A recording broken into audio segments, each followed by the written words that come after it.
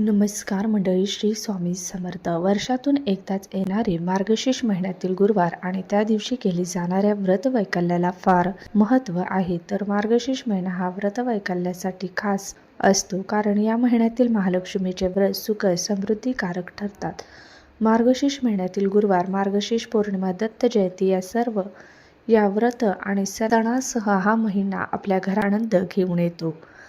तर या मार्गशीर्ष महिन्यातील गुरुवारी आपल्याला हा एक अतिशय प्रभावी असा उपाय जो आहे तो करायचा आहे. मार्गशीर्ष महिन्यातील गुरुवार देवी लक्ष्मीला समर्पित आहे. हा उपाय जर तुम्ही केला तर घरातील भांडणे, शत्रू, त्रास, आजारपण, वास्तुदोष, वाईट नजर निघून जाईल. घरातील दारिद्र्य जाऊन अखंड लक्ष्मी नांदेल. मुलांच्या अडचणी संपेल. मुलांना अभ्यासात, नोकरीमध्ये यश मिळेल. घरामध्ये असणारे सर्व जे काही वाईट शक्ती आहेत तर त्या नष्ट होतील. मुलांची चिडचिड, हट्टीपणा, नजरदोष सुद्धा दूर होईल. असा हा प्रभावी उपाय आपल्याला करायचा आहे.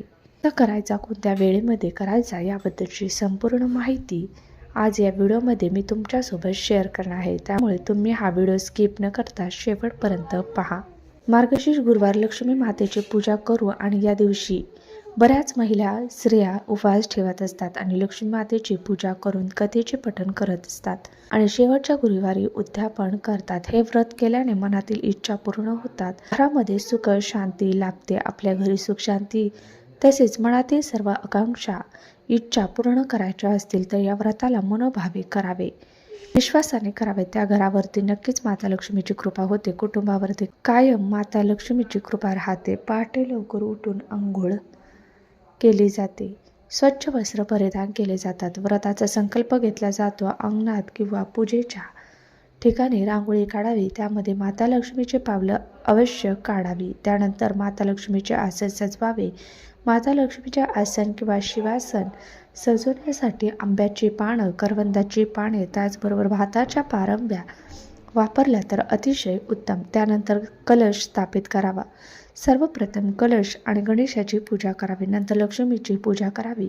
कलशाला हळदी कुंकू लावून कलशात दुर्वा, एक नाणं आणि सुपारी ठेवावी. विड्याची पानं आणि आंब्याची डहाळी ठेवावी. पंचपत्री कलशावर ठेवावी. त्यानंतर एक नारळ ठेवावे. चौरंगावरती श्री माता लक्ष्मीचा फोटो किंवा श्रीयंत्र ठेवावे. कलशापुढे विडा, खोबरे, खारीक, बदाम, इतर फळे, खडीसाखर आणि गूळ ठेवावा. माता लक्ष्मीला वेगवेगळे पदार्थ अर्पण करावे. असे मानले जाते की मार्गशीर्ष महिन्यातील प्रत्येक गुरुवारी वेगवेगळे पदार्थ अर्पण केल्याने देवी लक्ष्मीची कृपा प्राप्त होते. संध्याकाळी पुन्हा माता लक्ष्मीची पूजा करावी. दिवा लावावा. घराबाहेर किंवा अंगणातही दिवा ठेवावा. पूजेनंतर प्रसाद वाटून घ्यावा. मार्गशीर्ष महिन्यातील सर्व गुरुवार हे असे व्रत करावे. शेवटच्या दिवशी उद्यापन करावे. उद्यापनाच्या दिवशी ओळखीच्या किंवा आजूबाजूच्या महिलांना बोलावून त्यांना महालक्ष्मीचे पुस्तक, 1 केळ, 1 रुपया, 2 हळदी कुंकू लावून भेटवस्तू द्याव्या. व्रत करणाऱ्या महिलांनी बुधवारी सूर्यास्तापासून शुक्रवारी सूर्योदयापर्यंत कांदा, लसूण, मांसाहार टाळावा. हे व्रत करणाऱ्या स्त्रियांनी केवळ पाणी, दूध आणि फळांचे सेवन करावे. रात्री कुटुंबात मिष्टान्न आणि फलाहाराचे भोजन करावे. पूजा करताना आणि कहाणी वाचताना मन शांत आणि आनंदी असावे. व्रताच्या दिवशी घरातील वातावरण आनंदी असावे. एखादी अडचण आल्यास व्रत इतर कोणाकडून तरी पूर्ण करून घ्यावे, परंतु उपवास हा आपणच करावा. भांडण करू नये. बोलताना चुकीचे अपशब्द वापरू नये. अशा पद्धतीने हे सर्व जे आपल्याला आहे तर ते मार्गशीर्ष महिन्यातील गुरुवारी आपल्याला टाळायचं आहे आणि काही गोष्टी करायच्या आहे. आता हा जो उपाय आहे तर तो मार्गशीर्ष महिन्यातील कोणत्याही गुरुवारी तुम्ही करू शकता. बघा, मार्गशीर्ष महिन्यात यंदा 4 गुरुवार असणार आहे आणि या 4 गुरुवारी तुम्ही कधी हा उपाय करू शकता. आता मार्गशीर्ष महिन्यातील प्रत्येक गुरुवार हा देवी लक्ष्मीला समर्पित असतो.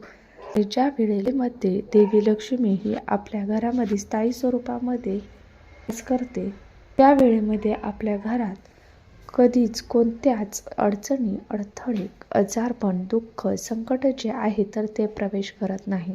त्यामुळे घरातील दारिद्र्य संपतं, मुलांची प्रगती होते, अखंड लक्ष्मी नांदते. त्यामुळे या सर्व गोष्टी ज्या आहेत तर त्या मार्गशीर्ष महिन्यातील गुरुवारी आपल्याला पाळायच्या असतात. काही टाळायचे असतात. त्यानंतर आपल्याला काही प्रभावी असे उपाय करायचे असतात. कारण बघा, आपण खूप कष्ट करतो, मेहनत करतो पण तरीही आपल्या कष्टाचं मेहनतीचं फळ आपल्याला मिळत नाही. घरामध्ये आलेला पैसा हा घरामध्ये टिकत सतत तो अडचणी, अडथळे, आजारपण यामध्ये खर्च होत असतो. त्याचबरोबर कुठेतरी आपल्या मुलांच्या अडचणी ज्या आहेत तर त्या खूप वाढत असतात. मुलांच्या अभ्यासात प्रगती होत नाही किंवा त्यांना उच्च प्रतीचं शिक्षण घेतलं तरी मनात जुगती नोकरी मिळत नाही, पगार वाढ होत नाही, लग्न जमत नाही किंवा मग अभ्यासामध्ये अनेक प्रकारच्या अडचणी येतात किंवा आपल्या घरामध्ये सुद्धा अनेक अडचणी असतात. पती पत्नीमध्ये सतत भांडणं होतात. आपला पैसा हा सतत आजारपण, दुःख किंवा संकटामध्ये संपून जात असतो आणि अनेक प्रकारचे दोष आपल्या घराला लागलेले असतात. कितीही कष्ट करा तरी त्या कष्टाचं फळ आपल्याला मिळत नाही. अशा ज्या काही आपल्या समस्या असतात ना, त्यासाठी आपल्याला मार्गशीर्ष महिन्यातील पहिल्याच गुरुवारी हा जो उपाय आहे तर तो करायचा आहे. तुम्ही प्रत्येक गुरुवारी हा उपाय करू शकता. जर तुम्हाला शक्य असेल तर पहिल्या, दुसऱ्या, तिसऱ्या, चौथ्या कोणत्याही गुरुवारी तुम्ही हा उपाय करा. तर पिरियड्स असेल तर तुम्हाला हा उपाय करता येणार नाही. तर बघा, आपल्याला या दिवशी आपल्या उंबरठ्यावरती एक वस्तू ठेवायची आहे. आपल्या घराचा उंबरठा हा आपल्या घराचा केंद्रबिंदू असतो. माता लक्ष्मी आपल्या उंबरठ्यामधूनच आपल्या घरामध्ये प्रवेश करत असते. त्यामुळे माता लक्ष्मीला घरामध्ये आगमनासाठी आपल्याला हा जो उपाय आहे तो करायचा आहे, जेणेकरून घरात सुख, शांती, समृद्धी ही टिकून राहील. यासाठी सर्वात प्रथम तुम्हाला काय करायचं आहे तर सकाळी लवकर उठायचं आहे. सकाळी 10 वाजायच्या अगोदर जर तुम्हाला हा उपाय करणे शक्य असेल तर अतिशय उत्तम असेल. तुमच्या वेळेमध्ये करू शकता. त्यानंतर एक तांब्याभर पाणी घ्यायचं आहे. त्या पाण्यामध्ये हळद, थोडंसं गोमूत्र टाकायचं. आपल्या उंबरठ्याच्या बाहेर उंबरठ्यावरती हे पाणी व्यवस्थितपणे शिंपडायचं. त्यानंतर उंबरठा स्वच्छ धुवून पुसून घ्यायचा. मुख्य दरवाजाही व्यवस्थितपणे स्वच्छ धुवून पुसून घ्यायचा. त्यानंतर उंबरठ्यावरती हळदीचं लेपन घ्यायचं आहे. आता थोडंसं कुंकू घ्यायचं आहे. त्या कुंकवामध्ये थोडंसं पाणी मिक्स करायचं, पेस्ट तयार करून घ्यायची. त्यानंतर आपल्याला एक फूल घ्यायचं आहे. गुलाबाचं फूल असेल तर अतिशय उत्तम असेल, तर मग जे कोणतं असेल ते घ्या. त्याचबरोबर धूप, दीप, अगरबत्ती घ्यायची आहे. एक तुपाचा दिवा तयार करून घ्यायचा आहे. त्या दिव्यामध्ये तुम्हाला लाल कलरची वात टाकायची आहे. म्हणजे जी कराव्याची व्यवस्था असते ती नसेल तर कापसाला थोडासा कुंकू लावा, जेणेकरून लाल वात होईल. त्यानंतर त्या दिव्यामध्ये एक लवंग, एक वेलची घ्यायची आहे. आपल्या उंबरठ्यावरती जायचं. तिथे गेल्यानंतर उंबरठ्याच्या बरोबर मध्यभागी उजव्या आणि डाव्या साईडला तुम्हाला 8 टिंब द्यायचे आहे आणि 8 सरळ रेषा जरी ओढल्या कुंकवाच्या साहाय्याने तरीही चालेल.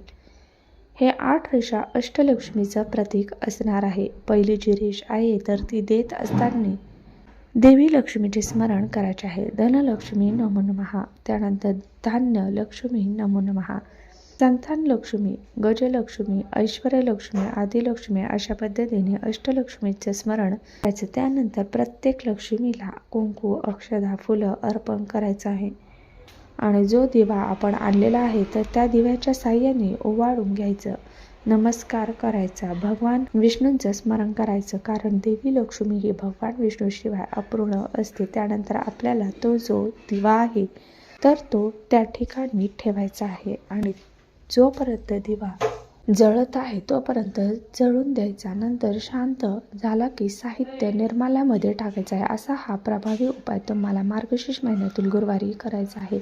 तुम्ही करून बघा. याचा खूप चांगला फायदा जो आहे तो तुम्हाला बघायला मिळेल. धन्यवाद.